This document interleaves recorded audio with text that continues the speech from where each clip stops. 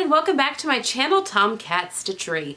I'm Whitney, and today we have part 2 of our Planning a Module series. So in part 1, and I will leave a link to that video up here, we talked about silhouettes and finding silhouettes that you enjoy on yourself, not necessarily that follows the rules for your body type or whatever, but just different silhouettes that you enjoy wearing. You maybe took some pictures of yourself in various outfits to kind of determine what you like on your body. And I had mentioned that a picture just seems to be a lot more telling than, say, just looking in a full-length mirror, although everyone should have a full-length mirror somewhere in their house. And then also just getting on Pinterest and finding bloggers or people on Instagram that have maybe a similar style to you, a similar figure to you, whatever, someone that you admire, and just kind of maybe pinning or saving some of those outfits that you felt inspired by, and then even breaking it down, you know, is what it was about that outfit. Hold on, I'm being licked. My legs are being licked. It's very disrupting when you're having your legs licked while you're trying to talk. Okay, so silhouettes. So anyway, that was kind of your homework after the first part of this. So second part now is looking for patterns and maybe amassing quite a few pattern ideas, and you don't have to purchase a whole bunch, but maybe stuff that's already in your stash, or even once again, amassing some patterns you've been eyeing onto a Pinterest board, just to kind of play around and maybe even seeing, is there something already in my stash that I could use for this silhouette, you know, without having to buy something new, that kind of thing. So I wanted to talk about patterns a little bit. All right, so of course we have our big 4 patterns and our independent patterns. Now, I would highly recommend the Fold Line. I'll leave a link to them down below. They have an online database, and it includes big 4 as well as independent patterns, where you can search by all sorts of criteria. You know, obviously you can search by dresses, pants, skirts, whatever, but you can even search by different necklines, by different sleeve types, whether it be strapless or sleeveless, whatever. There's the type of fabric. I mean, it's a whole gigantic search engine, and it's fantastic. So you may want to try there first, going through and kind of using them to help you maybe even narrow it down or determine, like, oh, I think I do have something kind of like that in my stash. That I just would recommend. That's a fantastic tool out there that you should be using if you don't already. All right, next thing is your pattern stash. So I've done a video before on how I look at my patterns. I keep my patterns, my printed patterns, so both my independent, I don't have very many printed independent patterns. I typically buy my independent patterns in PDF, so they're stored on my computer, and I will have them, the copy shop files, printed off by PDF plotting. I'll leave a link down to them below if you're in the US. It's a very economical way to have your copy shop patterns printed. But again, anything that's in print form is in a manila envelope, and then in binders that are broken down. These are all of my coordinates, so things that aren't just, you know, a skirt or a top, whatever. For instance, you know, this dress also comes with a jacket. All the envelopes are in these plastic sleeves that are in these binders, so I can easily go through and look, kind of like if you were at the pattern or the fabric store, look at all of my different patterns that I've got, and then I look at the number, and everything is stored alphabetically, or alphabetically if it's an independent pattern, but it's stored by pattern company. So for instance, I have a drawer that's all Simplicity patterns, and then they're numerical. So then I could just go look for Simplicity 8174 and easily find it, and it's in another room, a storage room. So I really like this way because I like looking through my physical patterns for different silhouettes, and I've played around. I have a ridiculous number of patterns. It's an illness. But I have thought about even organizing my binders even more, you know, for instance, in the dresses, having, you know, wrap dresses versus shift dresses versus sheath dresses, just to make it a little easier, because I have 2 binders that are filled with dresses. But anyway, so I don't know if that will ever happen, because I mean, it's not that big of a deal to go through all of them, and I kind of like going through all of my patterns. It keeps me reminded of what I have and keeps me inspired as well. But that is one way to kind of go, once you pick your silhouettes, to kind of go through and look and see what you've got. Because I even put a printout of the independent patterns that I have, just of the front page, so that I can remember that I have that pattern when I'm looking through this way. Again, it's just my preferred way of looking through. All right. So that goes without saying. That's a good way to look and define patterns that fit these silhouettes that you've picked out. All right, a little note on saving some money, kind of, and just being more economical. You know, we should all be, and I need this lesson probably more than anyone, you know, cutting down on our, on what we use, on our consumption. So some just little tips on using patterns. Number one, when you are doing a module, for instance, so let's say, and I don't, you know, a module is 6 to 7 pieces, because sometimes I throw a 7th one in there that is, you know, one piece like a dress or a jumpsuit. You could definitely make all 7 pieces of those for that module, or what I've been finding is just by digging in my closet a little bit, I'm finding tons of things that can go with that module. So you don't have to make everything. Like, you can throw ready to wear in there, you can throw things you sewed 3 years ago or last year or whatever into the mix. I just lost my train of thought. Don't you hate when that happens? Okay, so anyway, you don't have to make all pieces, but if you are making all pieces for your capsule, or even if you're just making a large chunk of them, I recommend, for economy's sake and for time's sake, and even just for organization, like for your brain, just staying organized in your brain, using one pattern company for that little module. I also find that this is kind of fun creatively. So if I have a pattern, like an independent pattern company that I really like a lot of their patterns, and I have a lot of their patterns, sometimes I think it's fun to challenge myself. Like, I'm gonna make a module just with, you know, like Megan Nielsen patterns. Well, I have to just use what I've got already, and then hack whatever I need to make pieces that are flattering and things that I would actually want to wear. So the benefit of this is that all or most independent pattern companies are drafting everything off the same block, or a similar block that's off of similar measurements. So chances are, if you have to make, I mean, for instance, a forward shoulder adjustment of 1/2 inch on, you know, all Vogue patterns, well, you know that that's going to be on all Vogue patterns. Or, you know, it's going to change a little bit with ease. You know, if you have a top that's like gathered into a yoke where it's really loose and flowy, you may not have to do a full bust adjustment. Whereas if it's a fitted button down, you might have to. So that can definitely differ. But if you know on all Vogue patterns, I have to shorten my sleeves or lengthen my sleeves by 1 inch, well, that's going to be a standard alteration. So I find that by sticking with one pattern company for a module, it just kind of streamlines things. You don't have to do a whole bunch of muslins necessarily. Sometimes you can get away without doing a muslin. Don't tell anyone I said that. Because yes, definitely, if you have any questions about if something's gonna fit, do a muslin or a test garment before you cut into your fancy fabric. I rarely do that. I'm a little bit of a rebel in that, and it's bitten me more times than I care to admit. But that's kind of a good rule of thumb. It's a fun challenge, and also you are then, you know, working with the same set of instructions, you're working with the same type of alterations. For my first module for this summer capsule, and I'll show you the plans for that at the end of this, so it'll be video number 4 in this little series. I'm going to be using all Athena Kaku patterns. Number 1, I think they're beginner friendly and they're very easy to hack.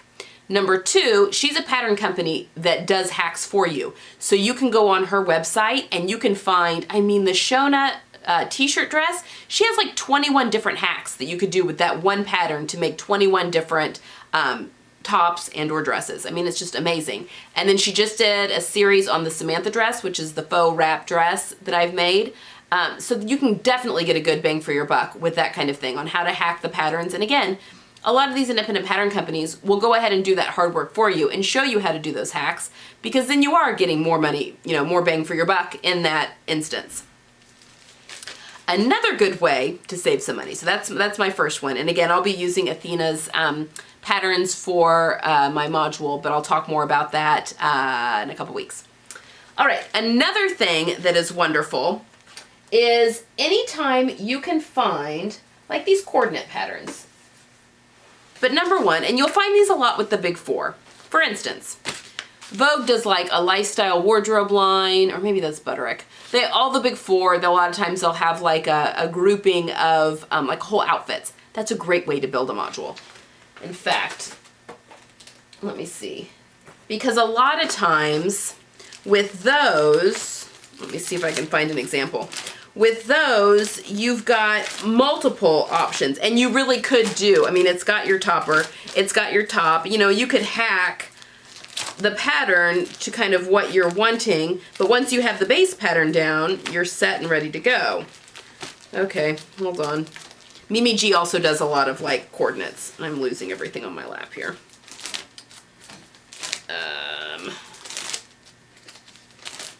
Okay, for instance, this is a Butterick, it's Butterick Lifestyle Wardrobe. But they've got, you know, all of these options. So it's got a cardigan, it's got a dress, a top, a skirt. I mean, you could do a whole little work wardrobe with just this one pattern. So that's definitely something to look for. And again, all of the big fours have those types of patterns. Yeah, McCall's Vogue Wardrobe is what Vogue's is called. Anyway, that makes it really easy to do your modules, because then you're just fitting those certain, I just lost everything here. You're fitting just those certain patterns, and it makes it very streamlined. Okay, so those are my money saving tips. Buying, you know, the patterns that just have a bigger bang for your buck. I've got, and a lot of the big four too, and not just big four, independent patterns too. If you go with a company that has a lot of variations on their pattern, then, I mean, you've got like a whole bunch of tops right in there. For instance, this Simplicity one.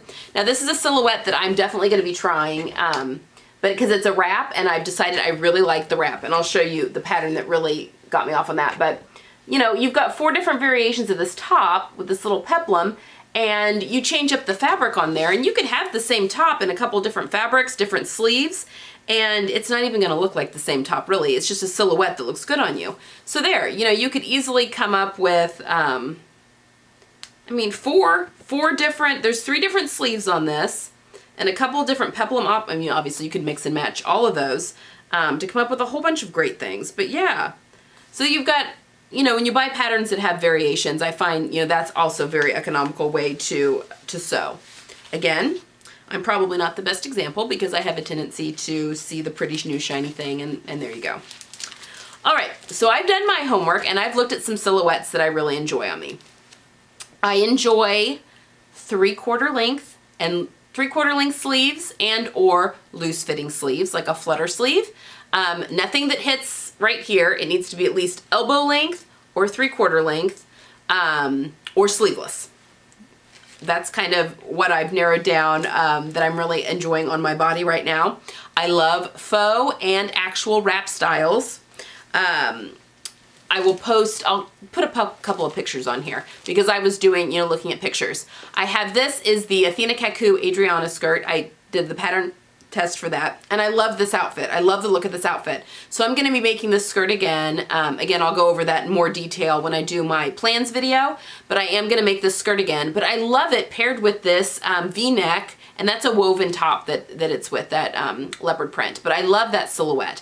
So yeah, something that, and you could get that silhouette with a wrap top as well, just that creates that V, but with a little bit 3/4 length, a little bit looser sleeve. I love that look. Another thing that I love is the skinnier pant with the wrap top with kind of the peplum, and I'll pop a picture of that, of me wearing that outfit. And that top is this McCall's 7892 right here. And I actually bought this for the dress version, but I made the top, View B, that has the peplum, and I love it. I said before that there's a couple of fit adjustments I need to make to it, but I love this so much. So, and I did not do full length sleeves. I did a 3/4 length sleeve, but it's still a bishop sleeve that gathers into a kind of a cuff, but I have it stopping at the 3/4 length. Sometimes long sleeves can overwhelm me too. So, and I don't like things around my hands a lot. I like, you know, I push things up a lot. So anyway, love that shirt. So that silhouette right there with the skinny pants, I love that look. So, you know, that again tells me that maybe a couple more pairs of, and I like the cropped pant on me as well. So those are ginger jeans that I have on in that picture. But like I said, maybe trying the Megan Nielsen Ash jean as well to see how I like that pattern. And yeah, so that's also a silhouette that I enjoy. Another thing that I really liked was also that looser wrap top, but with the wider legged cropped trouser. I'm very into cropped, especially for summer. And I don't mind a pant. Again, I'm in air conditioning a lot and I get cold. So I don't mind a pant in the summer, even though it can get really hot where I am. So I really enjoy, and I don't know if I have a picture of that. I lost a whole bunch of my pictures from Me Made May from my camera to computer, and they were there. I have no idea how they fell off my computer, but they did. So if I do have a picture of me wearing my yellow pants with the that same wrap blouse, I will post a picture of it. But I like that look as well, and I was unsure about that. I will put a picture of me in my fuller skirt with the blue blouse. I liked that silhouette and was surprised because it's the full skirt and you've got the peplum on the top. I thought it was going to look too Little House on the Prairie, but I really like how that, I mean, I enjoyed that silhouette as well. So those are some of the silhouettes I've pinpointed. Again, I just started pulling things out of my stash. I have a couple of just like wrap dresses. I like the tailored. I have this wrap. This one's out of print now, but I love both versions of that dress. And again, it's the wrap. I like the fuller skirt and the straight skirt on that. I have a whole bunch of wrap tops that I've kind of, this one has a V-neck or kind of a shawl collar on it. It's a little bit looser that I think is fantastic. I already showed you that one. There's this like looser, this is a knit top. I like the dress on that. Actually, I like everything on that pattern. But again, you know, a skinny pant can also go with a skinny skirt, like a pencil skirt. You could switch, instead of doing a skinny pant on bottom, you could do a skinny skirt on bottom, and it gives you the same silhouette. I also really loved having the tie around my waist. I thought that was nice for definition. I have this top that I bought recently. That was in my Joann's fabric haul, but I love all those versions. I probably wouldn't do ruffles around my sleeveless because that's going to add width. And the neckline on D is kind of weird. It kind of does this weird crisscross thing down there. If you could see that. Yeah, I'm not crazy about that one. But again, I like this top. I just wouldn't put the ruffles, this top, but I just don't like the ruffles around the sleeve. That's around the arm's eye. That's not going to be attractive on me. But I do like that neckline, and then I like those versions as well. So anyway, I've just kind of gone through, and even some of my vintage patterns. You guys have seen this one before. I just didn't have enough fabric. And I don't know, this doesn't have bust darts, it's just real loose, but I love that fluted sleeve, and I love the tie around the waist, and I think that that could work in a real drapey fabric, possibly at some point, if not for this capsule, another one. But those are just some of the patterns that I've picked out. So I hope that was helpful. So that is your homework assignment now, is to take those silhouettes that you liked of yourself and start matching them to patterns. Start going through your stash and some of the things that you've got. And again, for money saving, you know, maybe look through some of your wardrobe patterns that you have, or if you don't have any and you're looking to purchase some, give those a look. See if there's some stuff in there. A lot of times they're very basic patterns, so you can see if there's some things in there that you could tweak for your silhouettes and that kind of thing. And again, independent pattern companies, look for those independent pattern companies that have tons of variations in their pattern or offer a lot of hacking potential, like Athena. Megan Nielsen always offers a lot of variations on her patterns. I mean, a lot of the independent pattern companies do a lot of, you know, different variations, or again, they'll have like whole hack. I've got on a Jessica blazer today from Closet Case, and you'll be learning more about this soon. It's my wild and crazy blazer, and I'm in love with it. But you'll be learning, again, this was a Minerva Crafts. You'll be learning about this a little bit more at the end of the month. But they released a whole series on different ways you could hack the Jessica blazer into a coat, into more of a boyfriend blazer, like a looser fit blazer, a whole bunch of things. So yeah, keep your eyes peeled for those type of patterns where you could definitely, would be something that would be a staple in your closet, like a blazer in my closet is a staple. But a pattern that you could change up to have a whole bunch of different variations. So that is your homework for this week.